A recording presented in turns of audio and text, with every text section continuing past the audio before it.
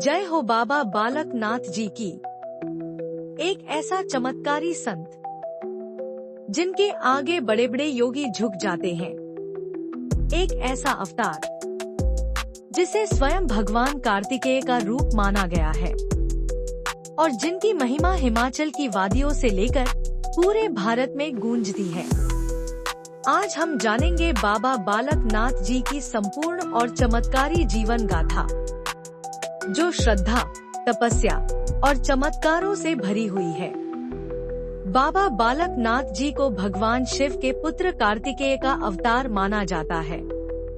मान्यता है कि कलयुग के प्रारंभ में जब धर्म की हानि होने लगी, तब भगवान शिव ने अपने पुत्र कार्तिकेय को पृथ्वी पर पुनः अवतार लेने का आदेश दिया। बाबा जी का जन्म द्वापर युग के अंत और कलयुग की शुरुआत में हुआ था। कुछ मान्यताओं के अनुसार बाबा जी का जन्म गुजरात या राजस्थान के एक धर्मपरायण ब्राह्मण परिवार में हुआ था।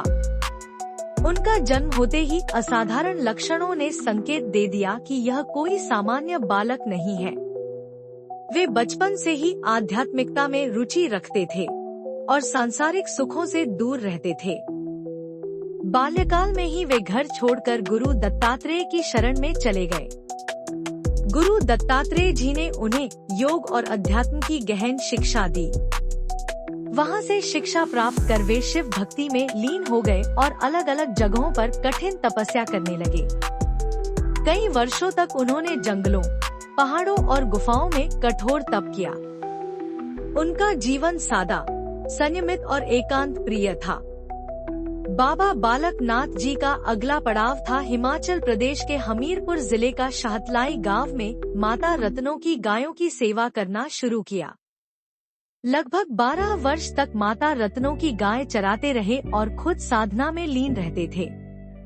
12 वर्ष का समय पूरा होने को आया तो एक दिन गायों ने शाहतलाई के जमींदारों की फसलें उजाड़ दी।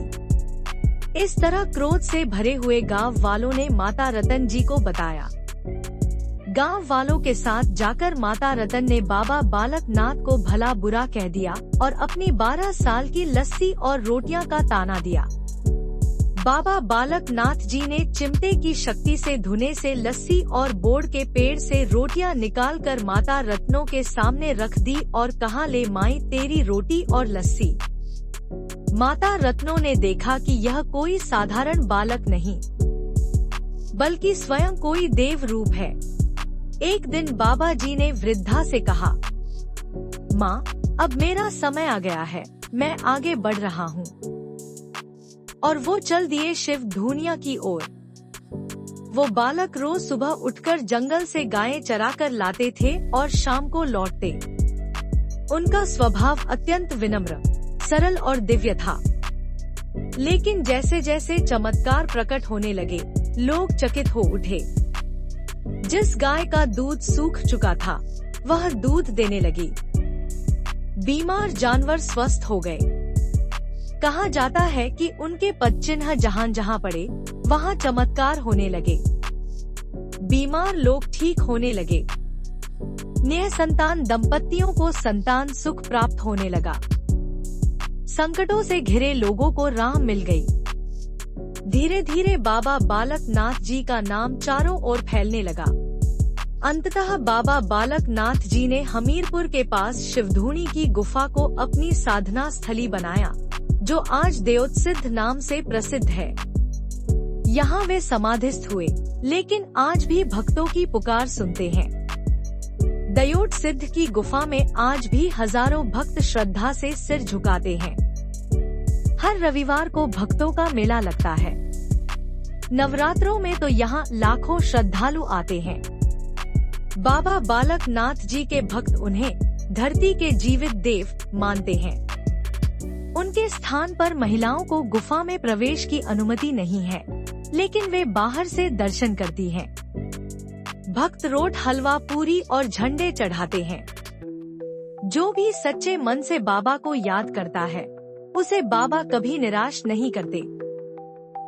बाबा बालक नाथ जी ने कभी कोई ग्रंथ नहीं लिखा, लेकिन उनके जीवन से हमें जो उपदेश मिलते हैं, वे हैं सादा जीवन, उच्च विचार, तपस्या और सेवा से बड़ा कोई धर्म नहीं। भक्त की सच्ची भावना ही सबसे बड़ा चमत्कार है। संयम, श्रद्धा और विश्वास से हर संकट हल हो सकता है। आज भी बाबा बालक नाथ जी के मंदिरों में लाखों लोग चमत्कारिक अनुभव लेकर लौटते हैं।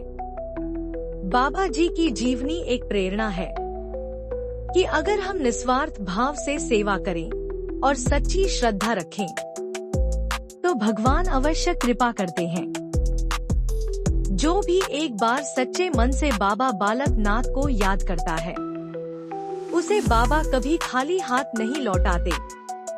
अगर आपको यह पवित्र कथा प्रेरणादायक लगी हो, तो इसे लाइक करें, कमेंट में जय बाबा बालक नाथ लिखें और इस भक्ति संदेश को शेयर करें।